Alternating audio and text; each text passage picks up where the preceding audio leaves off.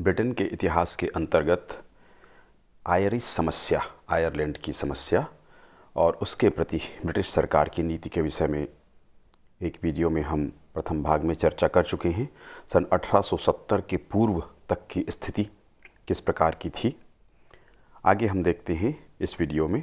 1870 से 1885 तक आयरलैंड में क्या स्थितियां रहीं और ब्रिटिश सरकार की नीति उसके प्रति किस प्रकार रही थी।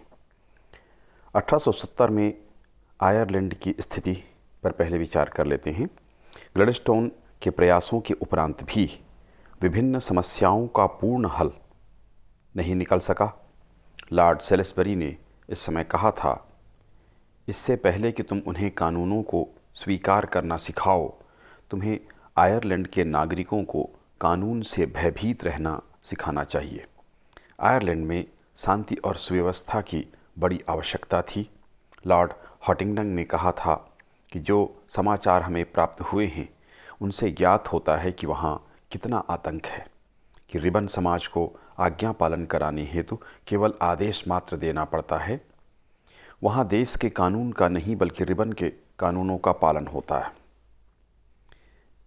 इन परिस्थितियों में 1870 में शांति सुरक्षा कानून बनाया गया।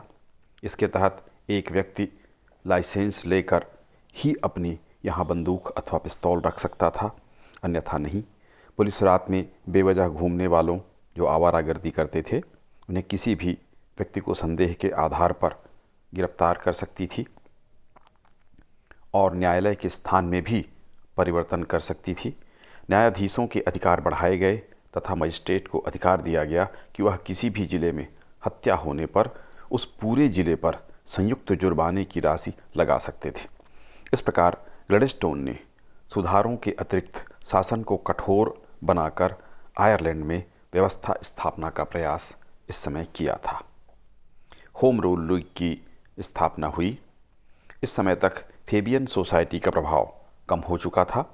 धर्मपंथियों का प्रादुर्भाव हुआ था, वे प्रभावशाली थे। धर्मपंथियों के नेता इसाक बट ने उसके नेतृत्व में 1870 ईस्वी में एक गृह शासन संघ का निर्माण हुआ। 1871 में माइकल डेविड के नेतृत्व में एक भूमि संघ का भी निर्माण किया गया। इसका उद्देश्य था आयरलैंड की ज़मीनों पर आधारित किसानों के अधिकार को स्थापित किया जाना। 1873 में एक और महत्वपूर्ण परिवर्तन किया गया। होम गवर्नमेंट एसोसिएशन का नाम परिवर्तित कर होम रूल लीग कर दिया गया। इस संघ का प्रमुख उद्देश्य आयरलैंड में उत्तरदायी शासन की स्थापना करना था। प्रकारांतर से हम कह सकते हैं कि आयरलैंड में आयरिश संसद स्थापित कर इसके प्रति वहाँ की कार्यकारिणी को उत्तरदायी बनाना इस संघ का मुख्य उद्देश्य था। अब दोनों ही संघों में क्रियाशीलता बढ़ने लगी, अतः 1874 ईस्वी में ब्रिटिश सरकार ने पुनः दमनकारी नीति का अनुसरण करना प्रारंभ किया।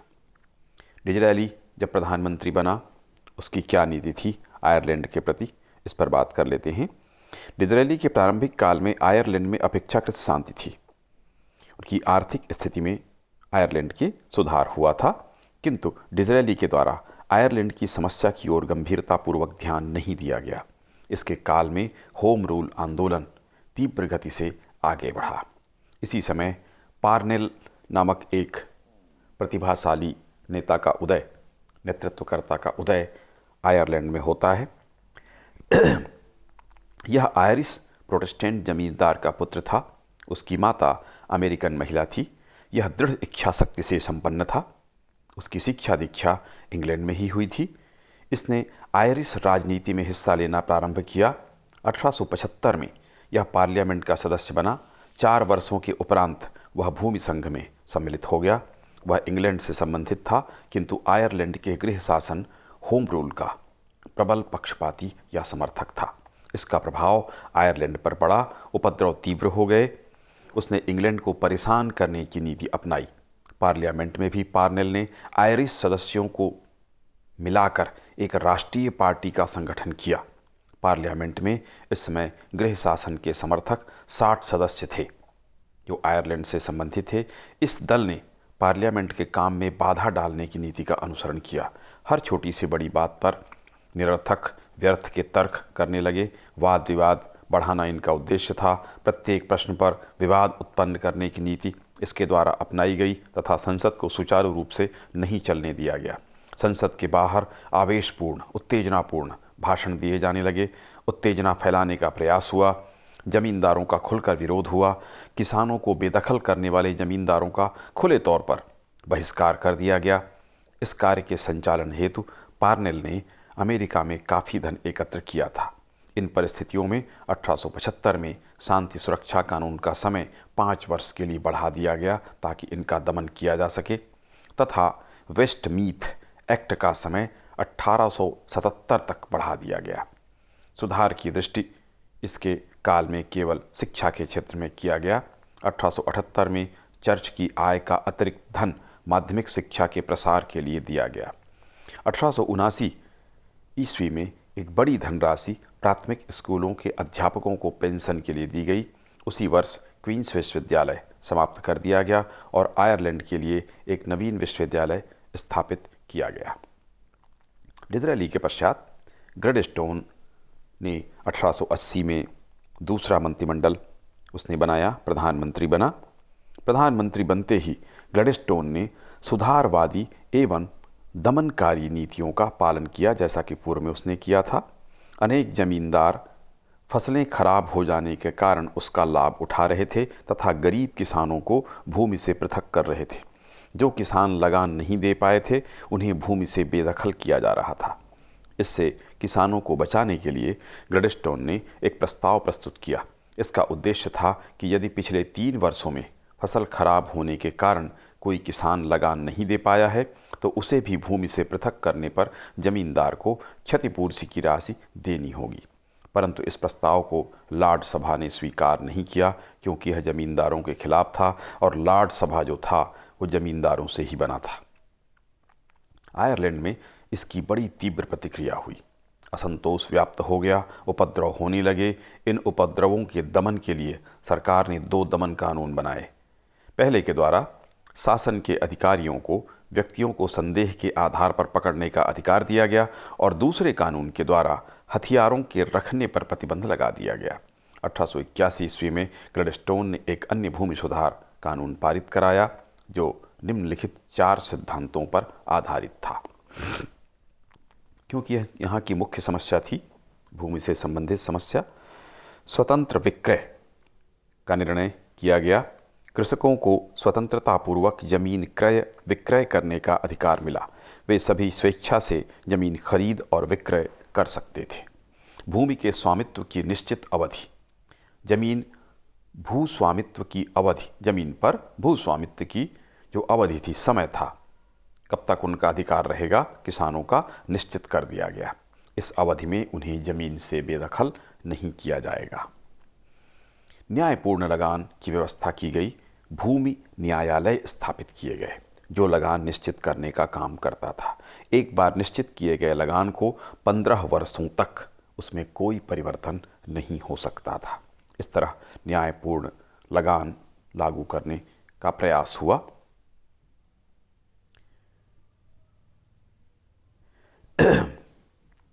इसके पश्चात हम देखते हैं भूमि की खरीदी। जो भी कृषक भूमि खरीदना चाहते थे उन्हें कर्ज के रूप में सहायता प्रदान करने के लिए लैंड कमिश्नरों की नियुक्तियां की गईं। इन सुधारों के उपरांत भी आयरलैंड की जनता संतुष्ट नहीं हुई तथा उपद्रव होते रहे। तब ग्लैडस्टोन ने दमनपूर्ण नीति का सहारा लिया। उसके द्वारा लैंड लीग को गैरकानूनी घोषित किया गया तथा पार्नेल और उसके साथियों को कैद खाने में डाल दिया गया। किंतु इसके उपरांत भी आंदोलन बंद नहीं हुए। इसका स्वरूप निश्चित रूप से बदल गया। अब लगानबंदी आंदोलन का सूत्रपात हुआ। पार्नेल ने इसका नेतृत्व किया। लैंड लीग पर प्रतिबंध लगने पर गुप्त संगठन बनने लगे, उसकी प्रक्रिया शुरू हो गई। किसानों ने स्वेच्छा से लगान देना बंद कर दिया तथा लगान देने वालों पर भी दबाव डाला गया कि वे लगान न दें। इस तरह आंदोलन चलने लगा। पुनः आंदोलन तीव्र हुआ। 1882 ईस्वी में सरकार के साथ समझौता हो गया। इसके फलस्वरूप पार्नेल और उसके साथियों को जेल से रिहा कर दिया गया।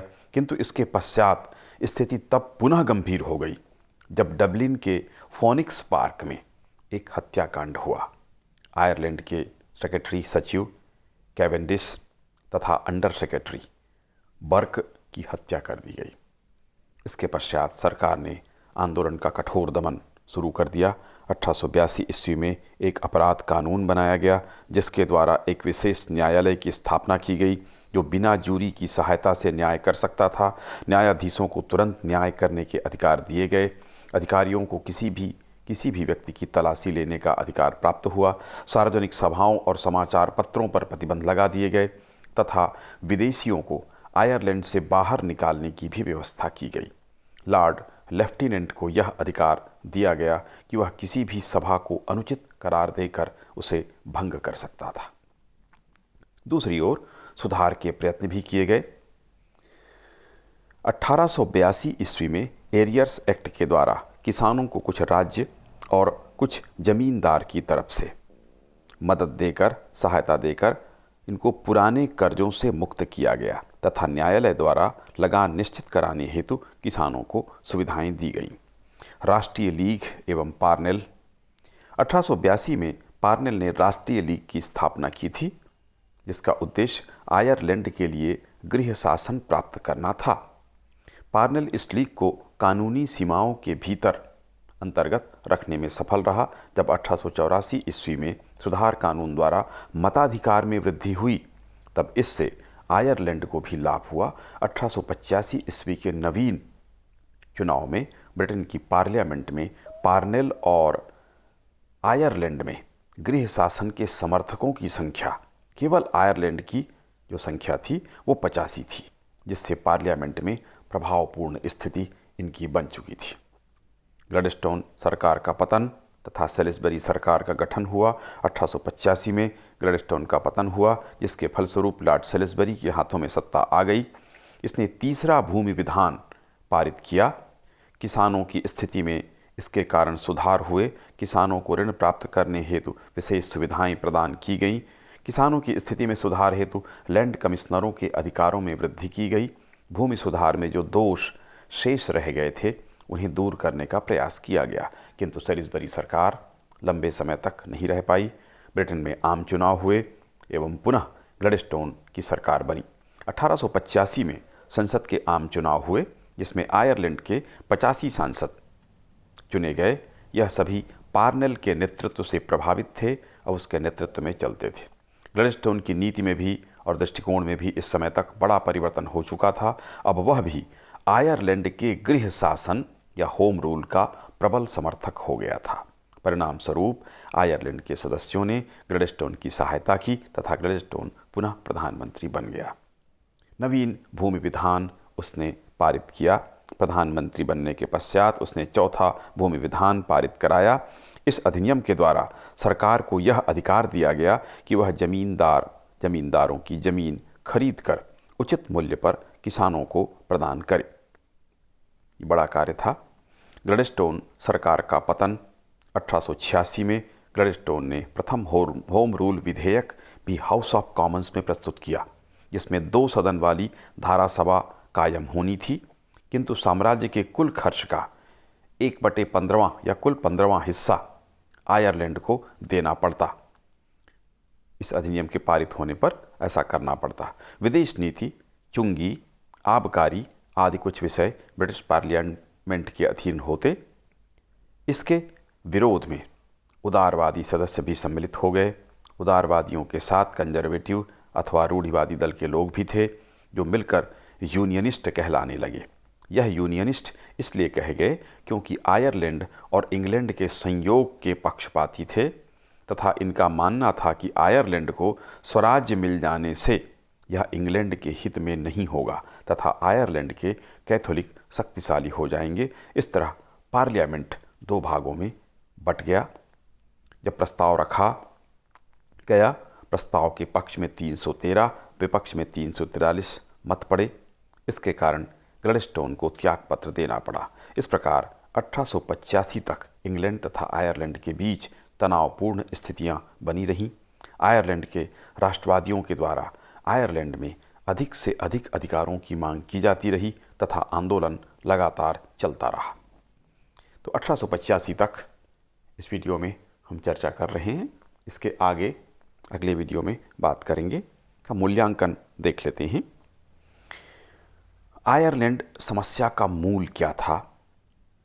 उसका मूल वस्तुतः ब्रिटिश राष्ट्रीयता एवं आयरिश राष्ट्रीयता पृथक पृथक थी, किंतु प्रारंभ में आयरिश नेताओं एवं जनता के द्वारा स्वशासन की मांग की गई तथा यह समस्या लगान व्यवस्था, धर्म व्यवस्था, संस्कृति अथवा शिक्षा व्यवस्था से संबंधित जान पड़ती थी, किंतु वस्तुतः मतभेद था, राष्ट्रीयता ही पृथक पृथक थी। इस कारण अनेक सुधारों के उपरांत भी आयरिश जनता पूर्णतः संतुष्ट कभी नहीं हुई तथा अंततः आयरलैंड को एक पृथक राष्ट्र के रूप में स्वीकृति प्राप्त होती है। यद्यपि 1885 तक ऐसा नहीं हुआ था, किंतु धीरे धीरे इसी ओर कदम बढ़ते रहे, उग्रवादी आंदोलन होते रहे और अंत में आयरलैंड एक पृथक देश के रूप में आया। तो वस्तुतः मूल में इनकी राष्ट्रीयता ही भिन्न थी, परंपराएं अलग अलग थीं और वे अलग देश के रूप में ही स्थापित हो सकते थे, जैसा कि यूरोपीय सिद्धांत हैं या मान्यताएं हैं। भारतीय राष्ट्रीयता के बारे में बिल्कुल पृथक बात है, अनेकता ही हमारी विशेषता है।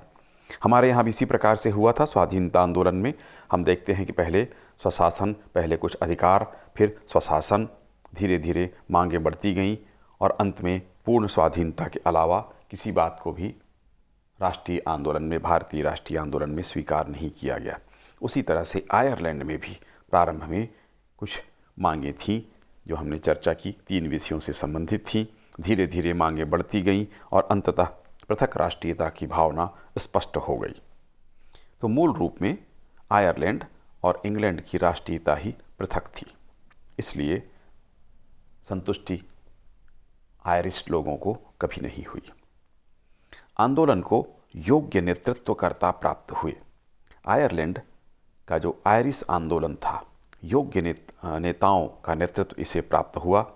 पहले ओ'कॉनेल जैसा योग्य नेता था, हमने उसकी विस्तार से चर्चा की, किस प्रकार उसने कार्य किया। उसके बाद पार्नेल ने उग्रवाद का सहारा लिया। ऐसे कुशल नेतृत्वकर्ताओं का योगदान यहाँ पर था, जिसके कारण आंदोलन नित नई सफलताएं प्राप्त करता गया और अंततः अपने उद्देश्यों में पूर्ण रूप से सफल हुआ। प्रारंभ में ऐसा लगता था, अब संघर्ष चलता था। हमने चर्चा की कि ब्रिटिश प्रधानमंत्री भी किस तरह से, ग्लैडस्टोन पहले किस तरह का विचार रखता था वो, किंतु बाद में वह किस प्रकार से आयरलैंड के पक्ष में झुका और किस तरह से उनका सहयोग उसने प्राप्त किया। यद्यपि उसने जो प्रयास किए वो पूर्ण सफल नहीं हुए, इंग्लैंड वालों को समय से आगे लगता था, उदारवादी भी उनका विरोध करते रहे, किंतु अंततः ये अपने उद्देश्यों में सफल हुए। तो योग्य नेताओं का साथ इनको मिला, नेतृत्व मिला। ग्लैडस्टोन के द्वारा सार्थक प्रयास किए गए। उपरोक्त चर्चा जो हमने की उससे आपको भी स्पष्ट हो गया होगा कि ग्लैडस्टोन के द्वारा सार्थक प्रयास किए गए थे। किसानों की स्थिति को सुधारने का उसने पूरी ईमानदारी से प्रयास किया। धर्म की स्थिति के सुधार के लिए भी उसके प्रयत्न थे। शिक्षा की स्थिति में भी सुधार के लिए उसने कार्य किया। इस प्रकार से इसने ईमानदारी पूर्वक प्रयास किया था कि आयरलैंड की समस्या का समाधान हो जाए। यद्यपि उसे पूर्ण सफलता प्राप्त नहीं हुई थी, किंतु उसके प्रयास निश्चित रूप से सराहनीय थे।